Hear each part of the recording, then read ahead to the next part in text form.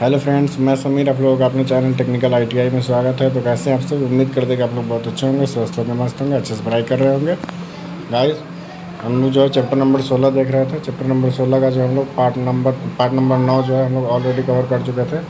आज हम लोग पार्ट नंबर 10 देखने वाले हैं। तो रेडी हैं आप लोग?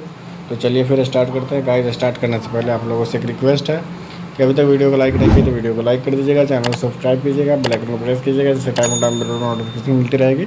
कोई भी कन्फ्यूजन हो, कोई भी सुझाव हो तो कमेंट बॉक्स में कमेंट करके जरूर बताइएगा। आपके हर क्वेश्चन का जवाब दिया जाएगा, हर प्रॉब्लम का सलूशन दिया जाएगा। और जो अपने फ्रेंड सर्कल में, व्हाट्सएप ग्रुप में, टेलीग्राम चैनल पर, सोशल मीडिया पर शेयर कीजिए ताकि वो लोग भी जो है वीडियो का लाभ उठा पाए। और जो है टेलीग्राम चैनल ज्वाइन कर लीजिए। टेलीग्राम का लिंक वीडियो के डिस्क्रिप्शन में। टेलीग्राम का नाम टेक्निकल आईटीआई है। तो चलिए फिर स्टार्ट करते हैं। अभी तक वीडियो को लाइक नहीं किया तो फिर से रिक्वेस्ट है, प्लीज़ लाइक कर दीजिए। तो हम लोग जो है कल जो है ट्रांसफार्मर के टाइप के बारे में हम लोग देखे थे। उसके बाद उसकी कैलकुलेशन देखे थे। और पैरेलल कनेक्शन, पैरेलल में हम लोग ट्रांसफार्मर को कैसे ऑपरेट करते हैं उसके बारे में देखे थे। ठीक है, तो हम लोग जो है आज जो है उसके आगे देखेंगे हम लोग कि जो है ट्रांसफार्मर को किस तरीके से कंट्रोल करते हैं। ठीक है, हम लोग ट्रांसफार्मर के जो है बेनिफिट्स देखे थे। ठीक है, तो आज जो हम लोग उसके आगे देखने वाले हैं। तो देखिए, तो हम लोग जो है कल यहाँ तक जो है ये टॉपिक जो है कवर कर चुके थे हम लोग जो है यहाँ से देखने वाले हैं आज ट्रांसफार्मर की हानियाँ। ठीक है, हेडिंग डाल लीजिए, ट्रांसफार्मर लॉस। ठीक है, तो चलिए स्टार्ट करते हैं। देखिए, एक परिपथ से दूसरे परिपथ को विद्युत ऊर्जा के जो है स्थानांतरण करने के लिए ट्रांसफार्मर का प्रयोग जो है व्यापक तौर पर किया जाता है। कोई ट्रांसफार्मर 100% ऊर्जा स्थानांतरित नहीं कर पाता। इसका कारण है जो है क्षतियाँ। ट्रांसफार्मर में मुख्यतः जो है निम्न दो प्रकार की क्षतियाँ होती है। पहले क्या है? पर लोह क्षति, दूसरा है ताम्र क्षति। ठीक है, तो दोनों के बारे में हम लोग एक एक करके देखेंगे। सबसे पहला पॉइंट जो है हम लोगों का आयरन लॉस। ठीक है, आयरन लॉस के बारे में देखिए क्या है। ट्रांसफार्मर की लोह कोर के द्वारा उत्पन्न होने वाली विद्युत शक्ति की क्षति लोह क्षति यानी कि आयरन लॉस कहलाती है। इस क्षति का मान प्रत्येक लोड पर समान एवं नियत रहता है। इसलिए इसे नो लोड क्षति यानी कि नो लोड लॉस भी कहते हैं। यह क्षति निम्न दो प्रकार के होते हैं। ठीक है, पहला क्या होता है आपका? पहला होता है आपका जो है आयरन लॉस में क्या होता है? पहला आपका ईडी धारा क्षति यानी कि जो है ईडी करंट लॉस। ठीक है, इसके बारे में समझ देखिए। फैराडे के विद्युत चुम्बकीय प्रेरण सिद्धांत के अनुसार किसी प्रत्यावर्ती यानी कि अल्टरनेटिंग चुंबकीय क्षेत्र में जो है अवस्थित चालक में विद्युत वाहक बल उत्पन्न हो जाता है और इसके जो है अनुरूप ट्रांसफार्मर की कोर में भी विद्युत वाहक बल उत्पन्न हो जाता है। ठीक है, इस विद्युत वाहक बल के कारण कोर में जो है प्रवाहित होने वाली विद्युत धाराएं जो है अनावश्यक रूप से जो है विद्युत शक्ति की खपत करती है। इसे ईडी धारा क्षति यानी कि ईडी करंट लॉस कहते हैं। ठीक है, इस क्षति के कारण कोर तथा ट्रांसफार्मर गर्म हो जाते हैं। ईडी धारा क्षति के मान की गणना निम्न सूत्र द्वारा की जाती है। क्या है? देखिए, WE=B² M F² T²। ठीक है, सभी को देख लेते हैं हम लोग एक एक करके।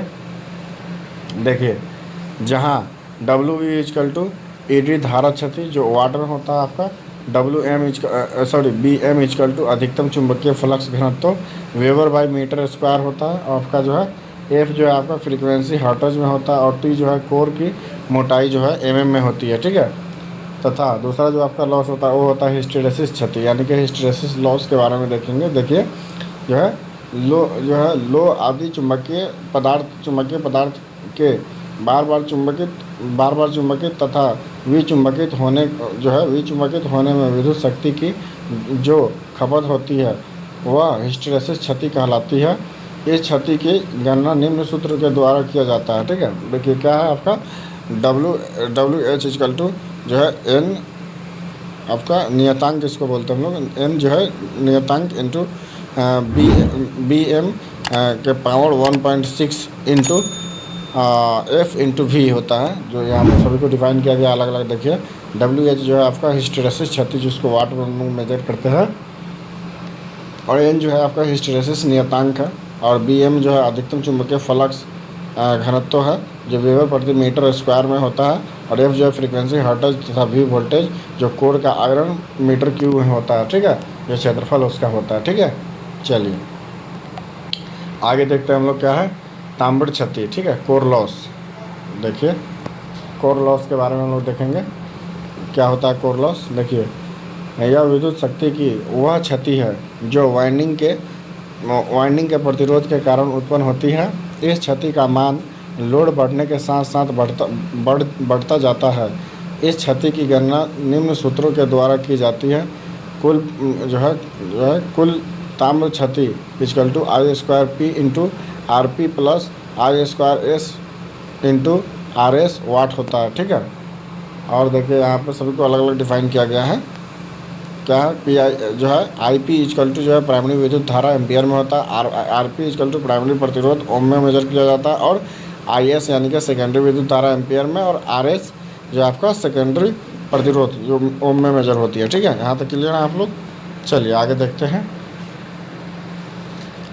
आगे देखिए यहाँ पे क्या है अगला पॉइंट। देखिए ट्रांसफार्मर क्षतियों का जो है मान ज्ञात करना। देखिए to find the value of transformer losses, ठीक है।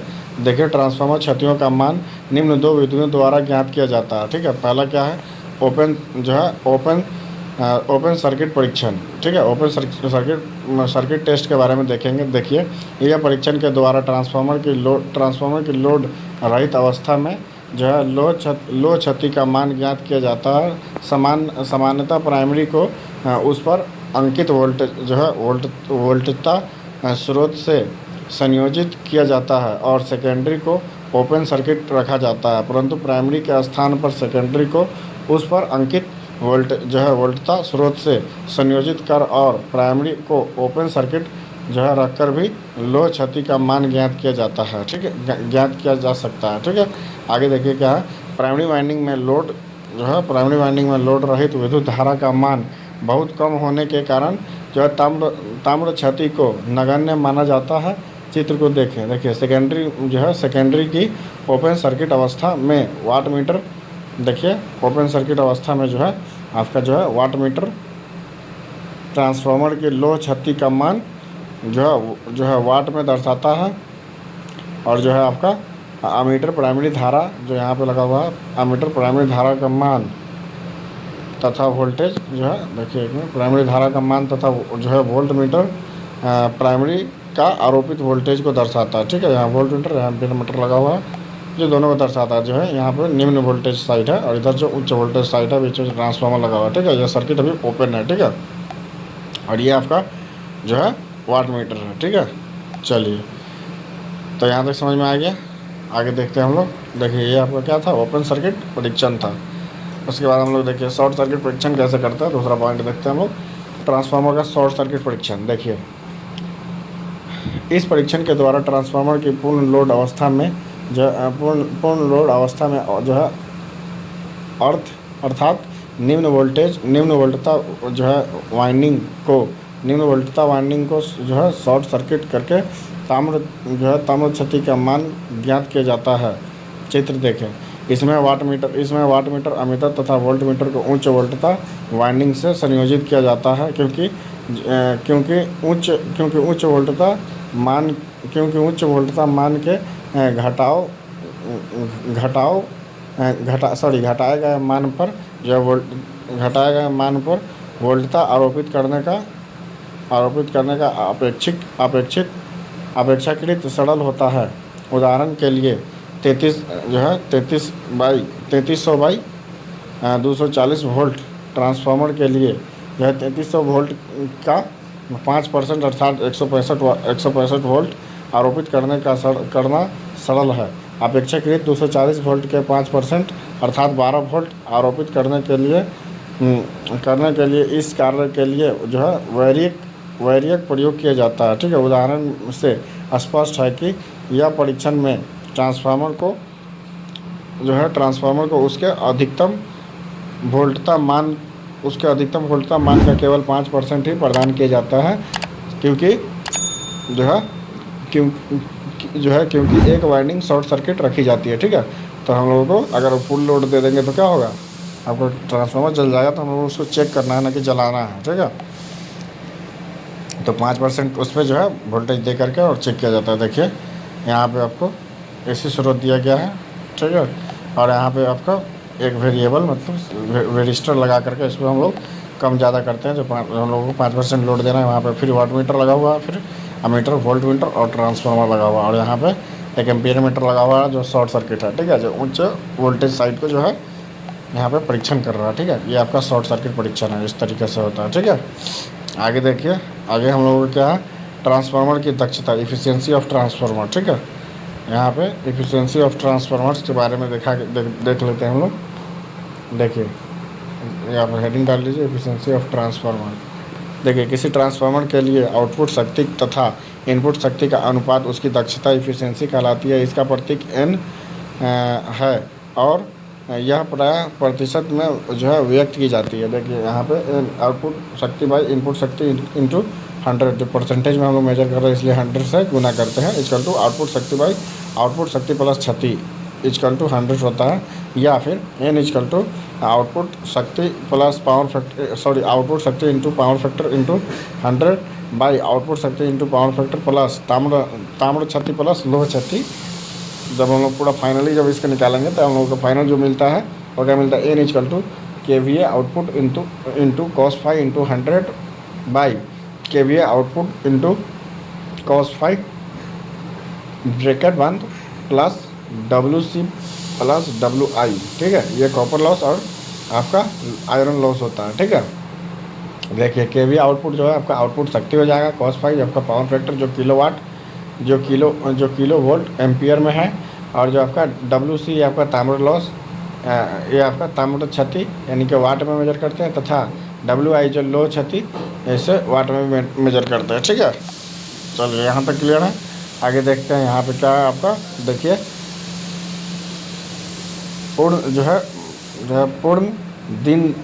पूर्ण दिन दक्षता, ऑल डे इफ़िशियंसी। ठीक है, ऑल डे इफ़िशियंसी के बारे में हम लोग देखेंगे। तो देखिए क्या है, ट्रांसफार्मर की सेकेंडरी वाइंडिंग में विद्युत धारा का प्रवाह उतने ही समय तक होता है जितने समय तक वह लोड से संयोजित रहती है। अतः विद्युत वितरण प्रणाली में प्रयोग किए गए ट्रांसफार्मर की 24 घंटे कार्य करने की जो है औसत क्षमता उसकी पूर्ण दिन दक्षता कहलाती है। ठीक है, 24 घंटे तक चलेगी तो वही आपका पूर्ण दिन दक्षता कहलाती है। विद्युत वितरण प्रणाली के लिए ऐसे ट्रांसफार्मर का चयन किया जाता है जिससे लोह क्षति का मान न्यूनतम हो। ठीक है, पूर्ण दिन दक्षता इस तरीके से इस फार्मूला पर हम लोग पुट करके निकाल देते हैं। तो देखिए N ऑल इक्वल टू 24 घंटे में आउटपुट जो आपका KWH होगा, यूनिट जो आपका हो जाएगा, बाई 24 घंटे में आउटपुट प्लस जो है 24 घंटे में हानियाँ। ठीक है, इन सभी को करके हम लोग कैलकुलेट करेंगे तो हम लोग का जो है उसकी पूरे फुल दिन के जो है इफ़िशियंसी मिल जाएगी। ठीक है, चलिए यहाँ पे क्या है आपका, ये कुछ पॉइंट्स है जिसको हम लोग में देखेंगे, और इसी के साथ जो है आपका यहाँ पे छोटा छोटा जो है ऑब्जेक्टिव टाइप पॉइंट है उसे देखेंगे, और इसी के साथ जो है आपका ये चैप्टर समाप्त हो जाएगा। और आपका जो है फर्स्ट ईयर का समझिए कि आपका चैप्टर कंप्लीट हो गया जो है। इसके बाद हम लोग MCQ देखेंगे, और MCQ के बाद जो है हम लोग सेकेंड ईयर स्टार्ट करेंगे। ठीक है, तो आपका फर्स्ट ईयर कंप्लीट हो जाएगा। ठीक है, इसी के साथ जो है फर्स्ट ईयर कंप्लीट, फिर सेकेंड ईयर का हम लोग स्टार्ट करते हैं। ठीक है, उसके बाद जो है जब सेकेंड ईयर कंप्लीट हो जाएगा तो फिर फर्स्ट ईयर से आप लोगों के लिए जो है नोट्स प्रोवाइड करना शुरू करेंगे। आप लोगों को जो है इसमें से शॉर्ट क्वेश्चन और पॉइंट वाइज आप लोगों को बताना शुरू करेंगे। ठीक है, नोट्स बना करके आप लोगों के लिए लाएंगे, इसीलिए आप लोगों को कह रहे हैं प्लीज़ सपोर्ट कीजिए, और नोट्स बनाएंगे। और उसके बाद उसके साथ साथ अगर आप लोगों का सपोर्ट अच्छे से रहा तो प्रैक्टिकल भी साथ में ही आप लोगों को देखने को मिलेगी। ठीक है, तो देखिए हम लोग टॉपिक पे चलते हैं। देखिए क्या है, ट्रांसफार्मर का आवधिक परीक्षण एवं अनुरक्षण। ठीक है, यहाँ पे क्या है जो है देखिए practical test and maintenance of transformers. ठीक है, उसके बारे में हम लोग समझते हैं। यहाँ पे कुछ बहुत इंपॉर्टेंट पॉइंट दिए गए हैं। देखिए यहाँ पे पहला पॉइंट है क्रमशः, उसके बाद परीक्षण अवधि, परीक्षण स्थल परीक्षण और अनुरक्षण। ठीक है, उसके बारे में हम लोग समझते हैं। देखिए हर घंटा हम लोग क्या देखेंगे, हर घंटे हम लोग देख, ये जो है हम लोगों को हर घंटे देखना है। तो क्या देखना है, देखिए लोड देखना है, लोड कितना है उसको नोट करना है, ठीक है। उसके बाद परीक्षण, उसका अंकित एम्पियर्स देखना है, ठीक है। और जो है उसका अनुलक्षण, ट्रांसफार्मर की आउटपुट का परीक्षण उस पर अंकित रेटिंग के अनुसार करें, ठीक है। उसके बाद देखिए दूसरा, प्रतिदिन हम लोगों को देखना है क्या, ब्रीदर को चेक करना है कि ब्रीदर में कहीं ब्रीदर ख़राब तो नहीं हो गया। अगर ख़राब हो गया तो उसे बदलना है, उसके सिलिका जेल को। और देखिए आगे वायु मार्ग की अस्थाई और जो है वायु मार्ग की स्थिति भी देखना है कि उसमें प्रॉपरली हवा आ रही है कि नहीं। तो ट्रांसफार्मर ओवर हीट होने के कारण आपका ख़राब हो सकता है, जल सकता है, ठीक है। तो इसका भी ध्यान देना है। देखिए यदि सिलिका जेल का रंग सफ़ेद से गुलाबी या नीला हो गया हो तो जो है क्या करना है हम लोग को, रंगीन अंश को परिवर्तित कर दें, ठीक है। जो रंगीन हो गया है, जो चेंज हो गया है, उसको जो है हम लोगों को क्या करना है, परिवर्तित कर देना है, बदल देना है, ठीक है। अगला देखिए तीसरा नंबर पॉइंट, जो हर महीने हम लोग को क्या चेक करना है उसके बारे में देख लेते हैं। देखिए प्रति माह जो है ट्रांसफार्मर का तेल चेक करना है कि ट्रांसफार्मर कहीं तेल तो कम नहीं है। तेल का स्तर मतलब हम लोग को चेक करना है, तेल का स्तर सही है ना या नहीं, उसको चेक करना है। और अनुरक्षण में क्या करना है, तेल स्तर कम हो गया हो तो जो है और तेल डालें, उसको जो है मेंटेनेंस करना है, ठीक है। चौथा पॉइंट हम लोग को क्या है, देखिए 1 महीना में तो देख लीजिए, 3 महीना में जो है प्रति 3 माह में हम लोग को क्या चेक करना है, देखिए बुरसिंग चेक करना है उसका, जो है इंसुलेटर जो है वो सही से काम कर रहा है कि नहीं, कहीं ब्रेक तो नहीं है, कहीं टूटा तो नहीं है, बहुत ज़्यादा गंदगी तो नहीं है, उसको साफ़ सफाई करना है। देखिए क्या है, टूट फूट धूल आदि अगर है तो उसको जो है हम लोग को क्या करना है, देखिए अनुरक्षण में दिया गया है, ब्रोसिंग साफ़ करें और टूटे फूटे ब्रोसिंग को बदलें। ये सब चीज़ों को हम लोग को प्रति 3 महीने ध्यान रखना है। उसके बाद देखिए 5 नंबर पॉइंट में क्या देता है, प्रति 6 माह, उसमें 6 माह में क्या देखना है, देखिए ट्रांसफार्मर जो है ट्रैक आदि, ट्रांसफार्मर टैंक आदि हम लोग को देखना है, ठीक है। और क्या है, ट्रांसफार्मर में नमी का स्तर, ठीक है, नमी का स्तर चेक करना है। वायु मार्ग साफ़ करें, उसमें अगर वायु मार्ग है तो उसको जो है साफ़ करें। और नमी अधिक हो तो उसे धूप में रखकर दूर करें, ठीक है। इन सब 6 महीना में इसे काम करना है, चेक करना है हम लोग को। 7 नंबर पॉइंट क्या कहता है देख लीजिए, सॉरी 6 नंबर पॉइंट क्या कहता है, देखिए प्रति वर्ष हर साल में वो क्या क्या चेक करना है। देखिए इसमें हर साल जो है 3 पॉइंट इसमें दिया गया है, 3 चीज़ चेक करना है, ठीक है। पहला क्या आपका ट्रांसफार्मर तेल चेक करना है, ठीक है। दूसरा आपका रिले अलार्म चेक करना है, और तीसरा जो है आपका अर्थ प्रतिरोध चेक करना है, ठीक है। देखिए क्या करना है, देखिए आपका ऑयल चेक करना है, क्या करना है उसमें डाई इलेक्ट्रिक स्ट्रेंथ की जांच करना है, उसकी डाई इलेक्ट्रिक स्ट्रेंथ यानी कि उसमें नमी तो नहीं है, उसी को चेक करना है, ठीक है। रिले अलार्म परीक्षण, उसको चेक करना है कि रिले हम लोग का प्रॉपर सही से वर्क कर रहा है, ख़राब तो नहीं हो गया, उसे चेक करना है हर वर्ष में, ठीक है। अर्थिंग प्रतिरोध भी चेक करना है। तो उसको उपाय करने के लिए अगर जो है उसका डाई इलेक्ट्रिक स्ट्रेंथ जो है अगर जांच करना है, देखिए इसमें क्या देखना है हम लोगों को, यदि डाई इलेक्ट्रिक स्ट्रेंथ घट गई हो तो तेल को बदल देना है, ठीक है। अगर उसका बहुत ज़्यादा उसमें नमी हो रही है, स्पार्किंग उत्पन्न हो रहा है, तो उसे हम लोगों को बदल देना है, ठीक है। रिले अलार्म परीक्षण के बारे में देखिए क्या है, कॉन्ट्रैक्टर्स को जो साफ़ करें, ठीक है। अगर कॉन्ट्रैक्टर पे बहुत ज़्यादा धूल मिट्टी पड़ गई है तो उसको साफ़ सफाई करना है, ठीक है।